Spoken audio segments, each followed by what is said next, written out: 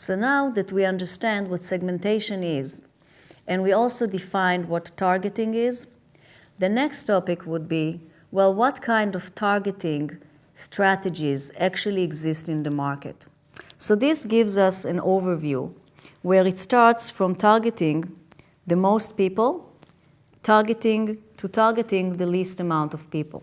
So we're going to go through each and every strategy, starting with the one that does the most broadly targeting and the one that does the most narrow targeting. So this targeting is called undifferentiated targeting, and sometimes we'll also call it mass marketing. And the reason we call it mass marketing is because we basically do not segment the market. We offer our product to everyone. Now this obviously can only happen or be beneficial when the needs that my product satisfy are very basic needs that probably will apply to everyone. For example, buying milk or rice or salt. So everybody, or meat, everybody needs to eat, and everybody will need these basic spices or these basic products, and hence I don't need to segment the market. The next one is the differentiated segmentation or the segmented marketing. So this is when I have a few segments and the company decides to target more than one when they segment the market.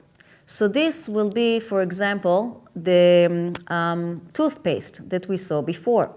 So the toothpaste example was a differentiated strategy.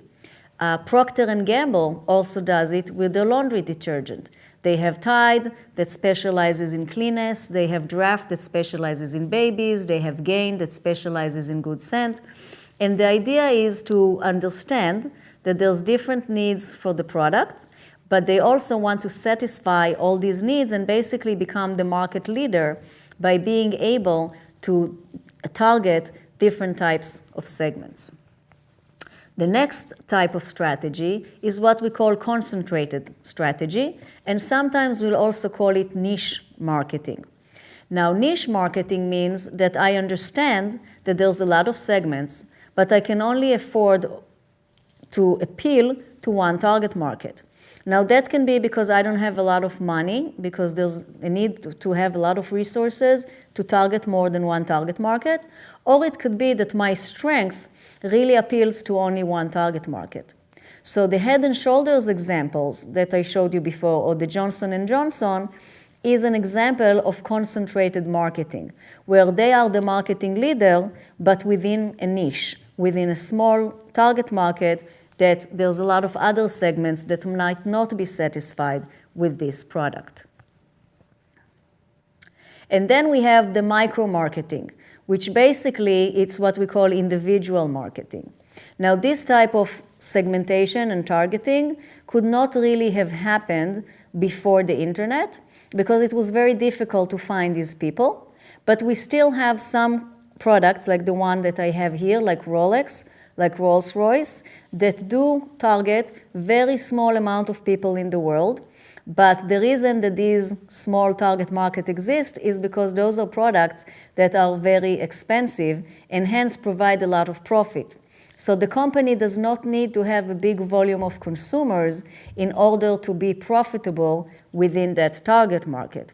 However, because it's so unique, the probability of competition coming in is very low.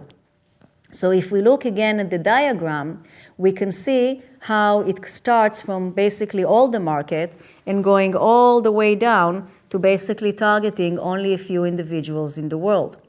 Now, one of the reasons that you might want to do mass marketing is because it's much easier and cheaper.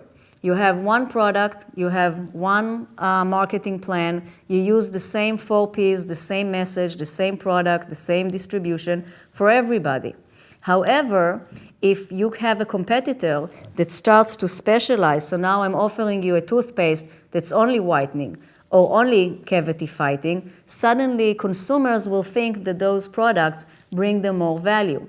Now, obviously, if you think about it, I'm sure that the toothpaste who whitens your teeth also is against cavity, because that's the whole idea of having a toothpaste. But consumers will still prefer to buy a whitening toothpaste, if that's the benefit that they want, over a toothpaste that promises them everything, which is the reason why a lot of companies create segmentation, even when maybe sometimes, like laundry detergent and soaps and shampoos, basically it appeals and can satisfy everybody's needs. So then, when we choose a targeting strategy, what will it depend on? So as we mentioned, it will depend heavily on company resources, because targeting more than one target market is very costly. And that's why only the big companies like Unilever, like Procter & Gamble, like Crest, like Colgate can actually do it.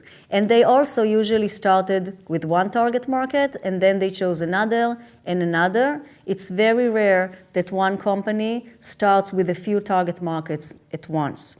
Another example of mass marketing can be Amazon. Amazon is actually targeting everybody.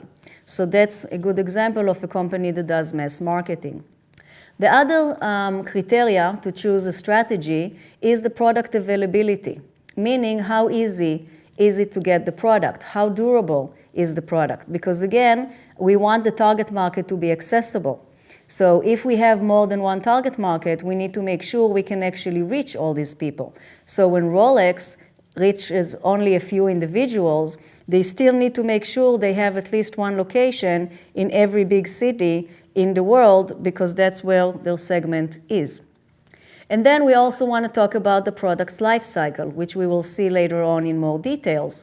Meaning, is this a new product or a mature product? So a mature product will be like laundry detergent. So obviously, I want to open more and more target markets as I get more mature.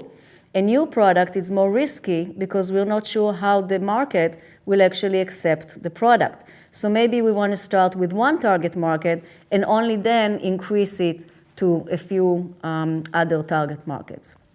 And then obviously I always have to think about competition. So what is the competitor doing? Are they doing mass marketing? Are they doing targeting? Are they doing niche? Because that will also determine what I am going to do in the future.